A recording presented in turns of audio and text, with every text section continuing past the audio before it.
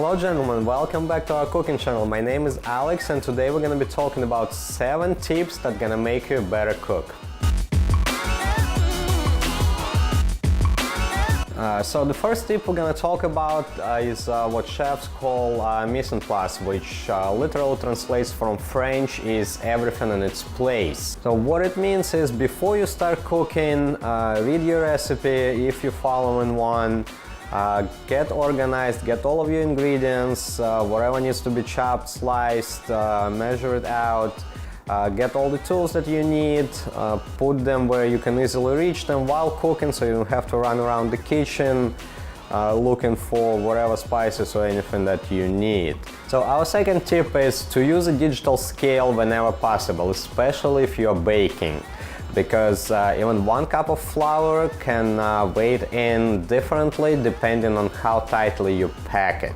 So next, when and how to season your meat. You want to season your steak at least 10 to 15 minutes, preferably 30 minutes before you start cooking it. What it does is salt extracts some of the juices from the steak, then they get reabsorbed into the meat, taking salt deeper into the meat, making it seasoned more evenly.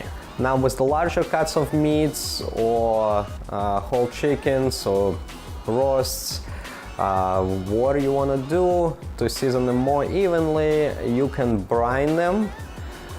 Brine is usually a solution of water and salt, and you can add whatever spices you want to it, or instead of water you can even use the chicken stock or milk, or juices like apple juice for turkey works very well. If you're cooking those often, what I suggest is investing in a meat syringe, just like that, where you fill it up with the brine and then inject that into the meat. So first of all, it helps speed up the brining process because the juice is already inside of the protein, and second of all, it keeps the skin of your bird dry.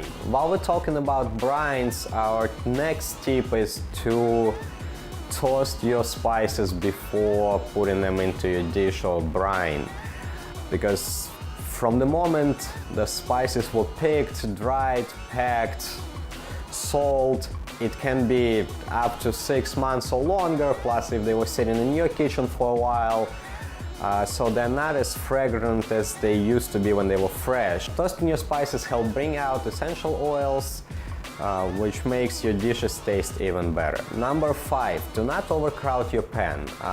Use the right tool of the right size for the right task. If you need to sear off your meat for the stew or steak, you want to pick the right pan.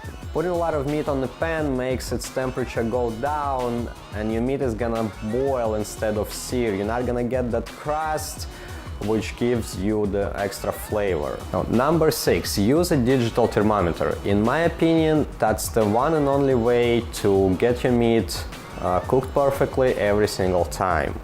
Thermometers come in different shapes, forms and price ranges. The ones that I like the most are this foldable thermometer, where when folded you protect the probe, and the other one is the oven thermometer, which clips onto your oven. You insert the probe into the meat and you can set the alarm either by the time or by the desired temperature of your meat. And our last tip is to let your meat rest and cut it against the grain. Resting your meat allows all the juices that were pushed out during the cooking get reabsorbed into the muscle. Cutting the steak against the grain shortens the length of that grain, which makes for a better chewing experience and making even the tougher cuts of meat more tender. If you found these tips useful, give us a thumbs up, subscribe to our channel and stay tuned for more.